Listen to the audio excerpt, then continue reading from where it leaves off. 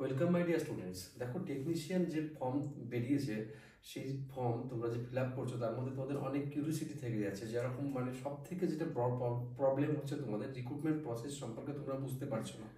এটাতে বুঝতে গেলে আমি আজকে টোটাল ব্যাপারটা তোমাদের ডিসকাস করব। টেকনিশিয়ান 1 এবং টেকনিশিয়ান 3, যেটা মানে লেভেল 5 এবং লেভেল 2 এর আমি সিলেবাস সংক্রান্ত তোমাদের তথ্য তোমাদের দেবো। সুন্দর করে তোমরা ব্যাপারটাকে বোঝার চেষ্টা করো একবার, ঠিক আছে? কোনো টেনশন করার দরকার নেই। দুটো দুরকম। আর একটা কথা বলি, দুটো তোমরা আলাদা আলাদা ফর্ম ফিল আপ করতে পারবে, দরকার হলে একই আরআরবিতে করতে পারবে বা অন্য আরআরবিতে করতে পারবে।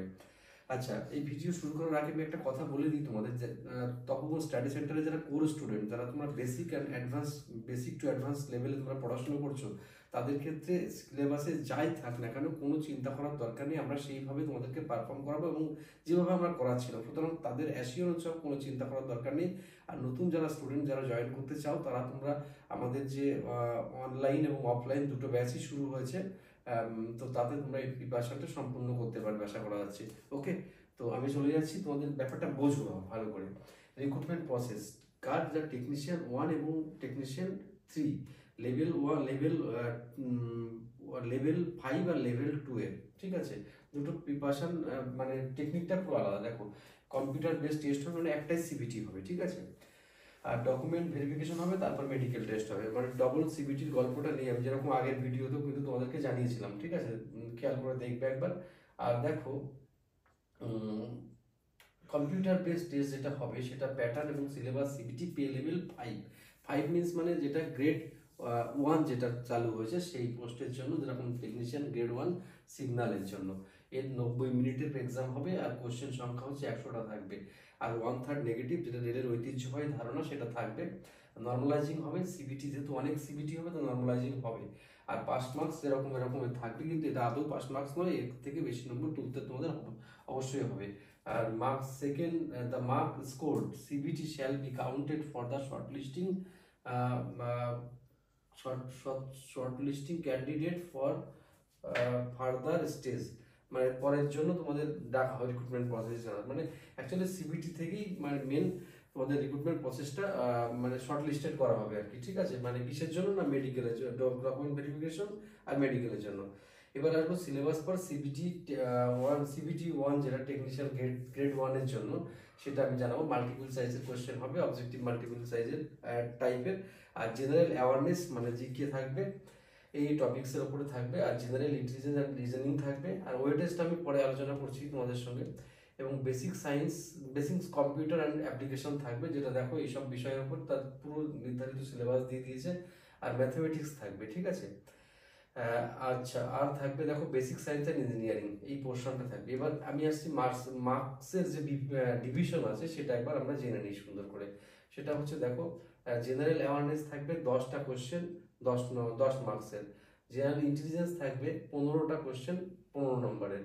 বেসিক সায়েন্স না, কম্পিউটারের উপরে যে কম্পিউটার লিটারেসি, যেটা 20 নম্বর। ওয়েটেজ কিন্তু যথেষ্ট পরিমাণ বেশি, আর 20টা কোশ্চেন 20টা নম্বর।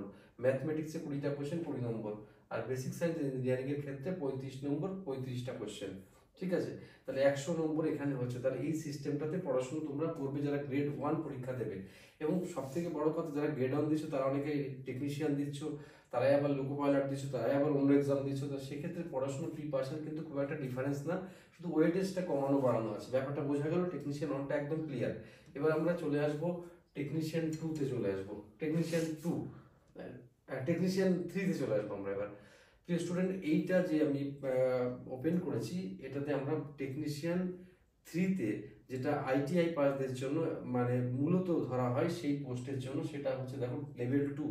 এই লেভেল 2-তে ডিউরেশন হচ্ছে 90 মিনিট, আর সেখানে টোটাল কোশ্চেন হচ্ছে 100টা। আর নেগেটিভ মার্কস 1/3 থাকবে, নর্মালাইজেশন হবে যেরকম আগেরটাতে হয়েছে। আর দেখো পাস মার্কস এরকম রয়েছে, কিন্তু এর থেকে বেশি পাস মার্কস তুলতে হবে তোমাদেরকে। আর স্কোর যেটা মানে শর্ট লিস্টেড হবে, সেটা অ্যাকচুয়ালি হবে সিবিটি 1, সিবিটি পরীক্ষা থেকেই হবে আর কি, ঠিক আছে? আর পি লেভেল 2-তে যেসব মানে মার্কস থাকবে যেখান থেকে, সেটা হচ্ছে ম্যাথমেটিক্স থেকে এইসব বিষয়ের উপরে। এ নিয়ে আমি বিস্তারিত অনেক ভিডিও করবো, কোনো চিন্তা করার দরকার নেই। জেনারেল জিআই এর উপরে থাকবে। আর জেনারেল সায়েন্স দেখো মাধ্যমিক লেভেল। আর জেনারেল অ্যাওয়ারনেস থাকবে, তার মধ্যে কারেন্ট অ্যাফেয়ার্স থাকবে। এবার সিলেবাসের যে ভাগটা এখানে আছে সেটা একবার ভালো করে বুঝে নেবো। ম্যাথমেটিক্সে হবে 25 নম্বর, মানে ম্যাথসে 25, জেনারেল ইন্টেলিজেন্সে হচ্ছে 25, আর জেনারেল সায়েন্সে হচ্ছে 40, আর জেনারেল অ্যাওয়ারনেসে হচ্ছে 10, মোট 100। তার মানে এখানে আরেকটা কথা তোমাদেরকে জানিয়ে রাখি, কোনো টেকনিক্যাল মানে অ্যাকচুয়ালি ট্রেডের কোনো এক্সাম হবে না এখানে, ঠিক আছে?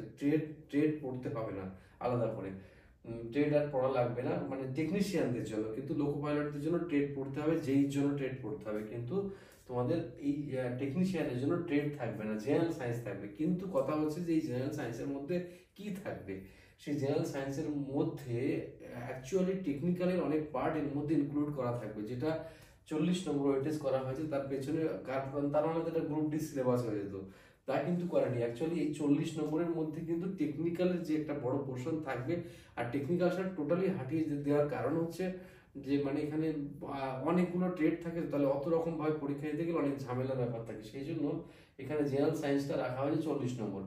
তো আশা করি প্রিয় স্টুডেন্ট বুঝেছো তোমরা। 30 মিনিটের এক্সাম, 90 মিনিটের এক্সাম, 30 মিনিট এক্সাম তো পিডব্লিউ বিডি যারা পাবে।